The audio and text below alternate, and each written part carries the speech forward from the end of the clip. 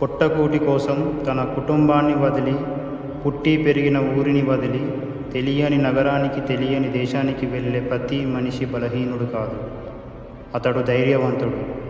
పగలు నవ్వుతూ పనిచేస్తాడు, రాత్రి ఒంటరిగా కన్నీళ్లు దాచుకుంటాడు. పండగ వచ్చినా సెలవు లేదు. భార్య పిల్లల గొంతు వినాలంటే ఫోన్ ఒక్కటే తోడు. పిల్లల నవ్వులు ఫోన్ స్క్రీన్లోనే కనిపిస్తాయి. తలపై చేయి పెట్టి ధైర్యం చెప్పే అమ్మ దూరంగా ఉంటుంది.